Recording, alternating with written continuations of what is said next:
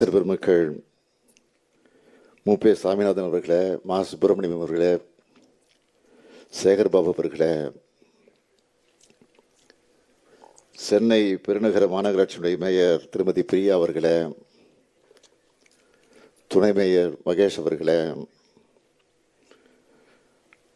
நாடாளுமன்ற உறுப்பினர்கள் கலாநிதி வீராசாமி அவர்களே, கனிமொழி சோமு அவர்களே, ஜவஹர்லால் நேரு பல்கலைக்கழகத்தினுடைய துணைவேந்தர் பேராசிரியர் சாந்திரி ஸ்ரீ துளிப்பூடி பண்டிட் அவர்களே, சாகித்ய அகாடமியினுடைய செயலாளர் முனைவர் சீனிவாசராவ் அவர்களே, நம்முடைய பெருமதிப்பிற்குரிய கவி பேரரசு வைரமுத்து அவர்களே, வருகை தந்து சிறப்பித்துக் கொண்டிருக்கக்கூடிய அறிஞர் பெருமக்களே, ஆண்டோர்களே, சான்றோர்களே, தமிழ் ஆர்வலர்களே, அரசு உயர் அலுவலர்களே, என் பேரன்பிற்குரிய மாணவ செல்வங்களே, பத்திரிகை மற்றும் ஊடகத்துறையை சார்ந்திருக்கக்கூடிய நண்பர்களே, உங்கள் அனைவருக்கும் என்னுடைய அன்பான வணக்கம். சாகித்ய அகாடமியும் ஜேஎன்யூவின் சிறப்பு நிலை தமிழ் துறையும் நடத்துகிற இந்த முத்தமிழறிஞர் தலைவர் கலைஞருடைய நூற்றாண்டு கருத்தரங்கை தொடங்கி வச்சு அதே நேரத்தில் சிறப்பு மலரை வெளியிடுகிற வாய்ப்பை பெற்றமைக்காக நான் மிகுந்த மகிழ்ச்சி அடைகிறேன். இங்க தலைவர் கலைஞருடைய மகனாக மட்டுமல்ல, தமிழ்நாட்டு முதலமைச்சராகவும் பெருமித உணர்வோடு நான் உங்கள் முன்னால் நின்று கொண்டிருக்கிறேன். காலம் சற்றே கடந்திருந்தாலும் இந்த கருத்தரங்கை சிறப்பான வகையில் ஏற்பாடு செஞ்சிருக்கிறார்கள். கவிதை, புனைக்கதை, செவ்வியல், நாடகம், திரைவசனம், உரைநடை ஆகிய தலைப்புகளில் நீங்கள் கருத்தரங்கு நடைபெறவிருக்கிறது. ஒரு தலைப்புக்குள் சுருக்கிட முடியாத பன்முக திறன் பெற்றவர் நம்முடைய தலைவர் கலைஞர் என்பதை எடுத்துக்காட்டக்கூடிய வகையில் இந்த கருத்தரங்கில் பங்கேற்று கருத்துக்களால் ஒளியுமிழ வந்திருக்கக்கூடிய அனைத்து பேராசிரியர்களுக்கும் ஆய்வாளர்களுக்கும் முதலில் என்னுடைய நன்றியை நான் தெரிவித்துக் கொள்ள விரும்புகிறேன். தலைவர் கலைஞருடைய மேடை உரைகள் இலக்கியத்தினுடைய மறுமுகம். தலைவர் கலைஞருடைய சட்டமன்ற உரைகள் சட்டமன்ற மாண்புக்கு இலக்கணம்.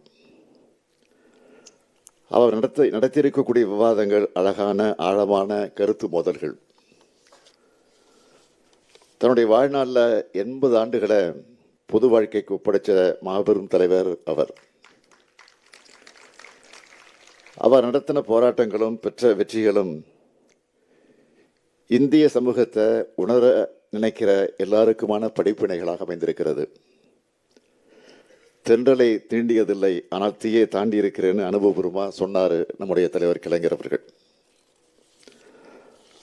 அவருடைய வாழ்வையே தமிழ் சமூகத்தோடு உயர்வுக்காக மேம்பாட்டுக்காக அர்ப்பணித்த காரணத்தால் தான் 5 முறை தமிழ்நாட்டினுடைய முதலமைச்சராக,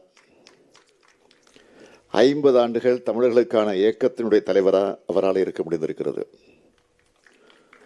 தொட்ட துறைகள் எல்லாத்திலையும் கோலோச்சன தலைவர் தான் நம்முடைய தலைவர் கலைஞர் அவர்கள். இலக்கியத்தை தான் இளைப்பாறும் நிழலா அவர் கருதினார். அதனால தான் எனது செங்கோலை யார் பறித்து விடலாம், ஆனால் எனது எழுதுகோலை யாராலும் பறிக்க முடியாதுன்னு சொன்னார் தலைவர் கலைஞர் அவர்கள். இலக்கியத்தின் வழி இந்தியர்கள் அனைவரையும் ஒன்றாக இணைக்கும் மகத்தான பணியினை சாகித்ய அகாடமி செய்து வருகிறது. ஒருவருடைய இலக்கிய தகுதி என்பதற்கு சாகித்ய அகாடமியினுடைய அளவுகோல் என்னும் அளவுக்கு புகழோடு செயல்பட்டு வருது. எழுத்தாளர்களையும் மொழிபெயர்ப்பாளர்களையும் ஊக்குவிக்கக்கூடிய சாகித்ய அகாடமியுடைய பணி மகத்தானது, போற்றுதலுக்குரியது. அவர்கள் கலைஞருடைய நூற்றாண்டு விழாவை ஜேஎன்யூவோடு இணைந்து இங்கு கொண்டாடுவது சிறப்புக்குரிய ஒன்றாக அமைந்திருக்கிறது. இந்தியாவில் எத்தனையோ பல்கலைக்கழகங்கள் இருந்தாலும் ஜேஎன்யூவுக்கு என்று தனி குணம் உண்டு. கருத்தாழமிக்க உரையாடல்களுக்கு இடமாக உள்ள ஜேஎன்யூவில் வெளிவர ஆய்வுகள் உலக அளவில் பேசப்படுது. அதனால்தான் உலக அளவிலான பல்வேறு பல்கலைக்கழகங்கள் ஜேஎன்யூவோட இணைந்து பணியாற்ற விரும்புகின்றன. அதனால்தான் முத்தமிழறிஞர் தலைவர் கலைஞர் அவர்கள் ஜேஎன்யூவில் தமிழுக்கு ஒரு தனி இருக்கை இருக்குன்னு விரும்பி அதை செயல்படுத்தி காட்டினார். 15 ஆண்டுகள் கழித்து இன்னைக்கு அந்த இருக்கையை தனி துறையாக வளர்க்கிற வாய்ப்பு எனக்கு கிடைச்சிது. அந்த வகையில் தமிழ் இலக்கியவியல் என்ற தனித்துறையை உருவாக்க 5 கோடியே 30 லட்சம் ரூபாய் வழங்கணும்.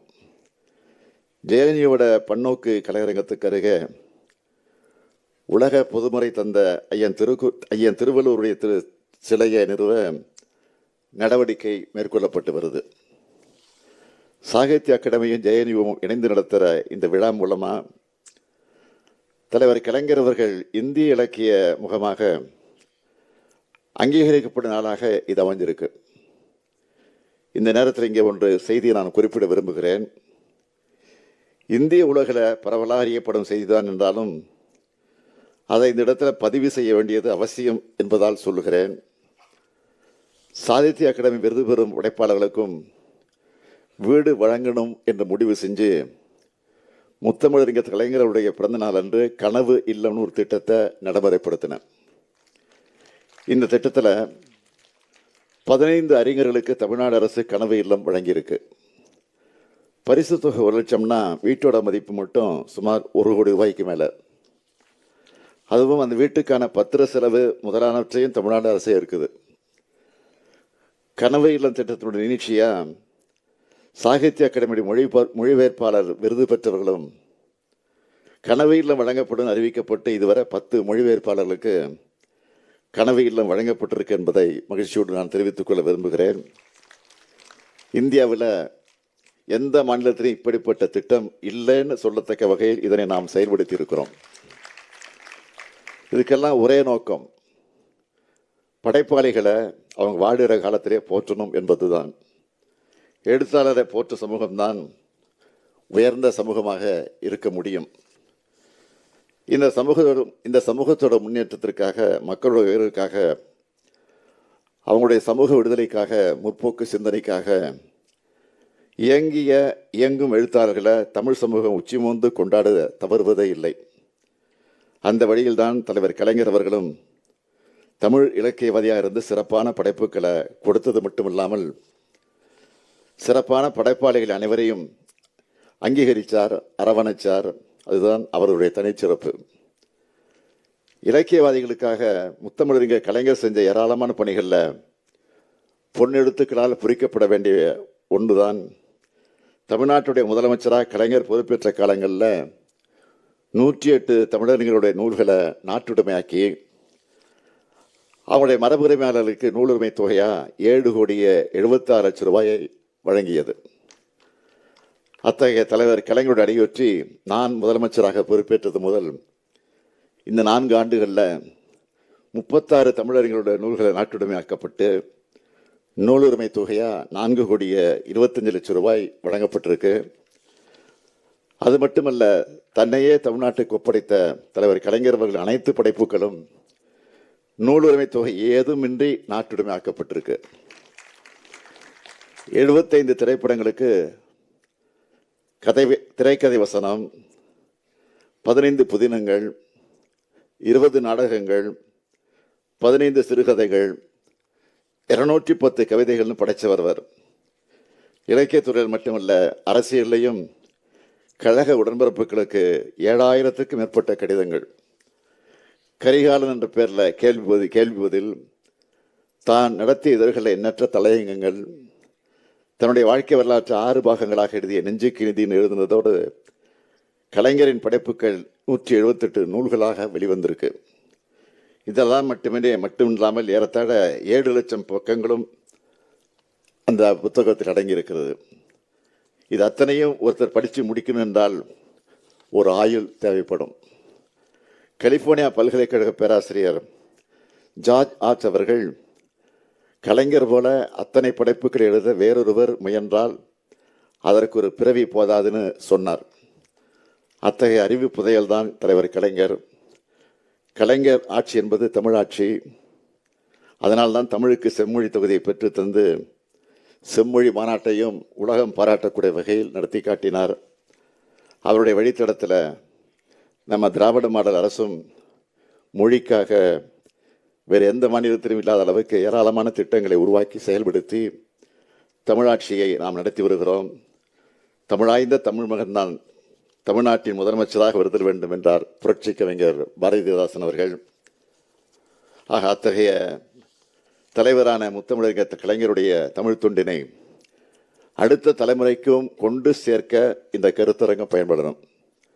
கலைஞரின் புகழ் பாடுகிறதாக என்பது மட்டுமில்லாமல் கலைஞர் உருவாக்க விரும்பின சமத்துவ எண்ணமும் முற்போக்கு சிந்தனையும் கொண்ட சமுதாயத்தை உருவாக்க இது போன்ற கருத்தரங்கங்கள் பயன்படணும். தமிழ் சமூகத்தில் முத்தமிழர் கலைஞரை போன்ற படைப்பாளிகள் உருவாகணும். படைப்பாற்றல் பெற்றவர்கள் தொடர்ந்து தங்களுடைய படைப்பை எழுதி வழங்கணும். சிறந்த படைப்புகளை இது போன்ற அமைப்புகள் பாராட்டணும். படைப்பாளிகள் அவங்க வாழ்கிற காலத்தில் அங்கீகாரம் பெறணும். இதைத்தான் தமிழ்நாடு அரசு செய்து கொண்டிருக்கிறது. சாகித்ய அகாடமி போன்ற அமைப்புகளும் இந்த பணியை தொய்வில்லாமல் தொடர வேண்டும் என்று கேட்டு விடைபெறுகிறேன். நன்றி, வணக்கம்.